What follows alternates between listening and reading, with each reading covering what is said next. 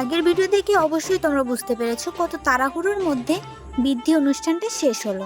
আর বৃদ্ধি অনুষ্ঠান শেষ হতে হতেই মা চলে আসলো বরণ করতে, মানে ওই যে বাজনা বরণ করে সেটা। যত রকম নিয়ম ছিল মা আস্তে আস্তে সেগুলো করতে থাকে। আর নিয়মটা শেষ হওয়ার পরেই তো সবাই যাবে জল সইতে। সবাই কিন্তু পুরোপুরি রেডি। এখন নিয়মটা শেষ হলে সবাই বেরোবে, আর আমিও দাঁড়িয়ে আছি, কারণ আমিও যাব। আমি কিন্তু বুঝতে পারছি তোমাদের মনে অনেক কোশ্চেন আসবে যে তোমার বিয়ে তুমি কেন জল সইতে যাবে। আচ্ছা তোমরাই বলো, নিজের বিয়েতে কি মজা করা যাবে না? বিয়ে তো একবারই করব, যদি মজাই না করতে পারি তাহলে কি করে মেমোরিগুলো মনে থাকবে?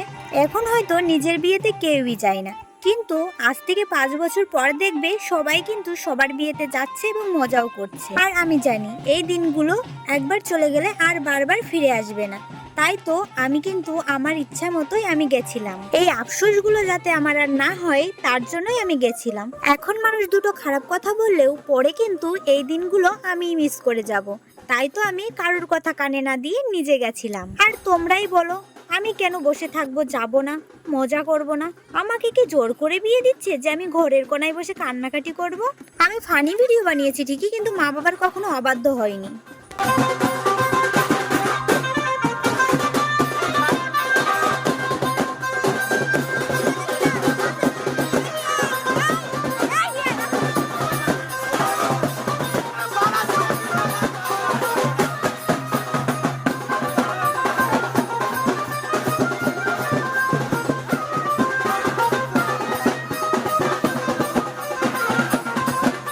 একটা সত্যি কথা কি জানো তো, ওই বাড়ি থেকে যখন আমার সম্বন্ধ এসেছিল তখন আমার বাবা মা সহ যেখানে যত আত্মীয় স্বজন ছিল সবাই শুনে খুবই খুশি, কিন্তু আমি তো একদমই খুশি ছিলাম না। তোমরা তো জানো আমি তো সবে কলেজে উঠেছি। তখন আমার মাথায় শুধু একটা কথাই ঘুরছিল, আমি এখনই কেন বিয়ে করব?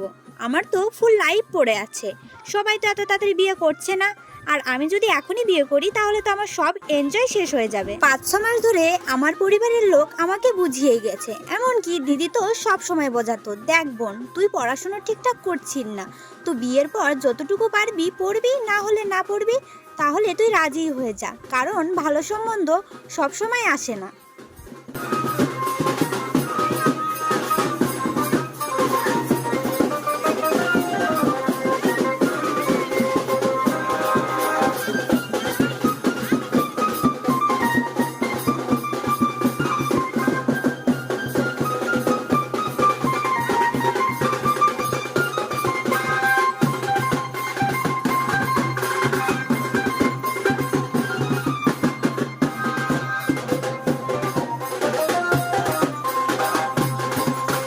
দিদি সব সময় আমার মতামতের উপর ডিপেন্ড করতো। দিদি তো অল টাইম বলতো, দেখ বোন তোর যেটা ভালো মনে হবে তুই সেটাই বলবি, তোর পাশে অল টাইম আমি আছি। কে জোর করলো আর তোর ইচ্ছে হলো না সেটা তুই আমাকে বলবি, কেউ জোর করলে সেটা শুনবি না কখনো, তোর মন যেটা চাইবে সেটাই বলবি। দিদি সবকিছু বোঝানোর পরে আমাকে কিন্তু একটা কথা জোর দিয়ে বলতো, দেখ বোন তুই বিয়ে করবি না ঠিক আছে, কোনো সমস্যা নেই, তোর সাপোর্টে অল টাইম আমরা থাকবো, কিন্তু তুই পড়াশুনো করবি না আর আমাদের সামনে বসে ফোন ঘাঁটবি, অযথা ঘুরে বেড়াবি, এটা কিন্তু আমরা মেনে নিতে পারবো না।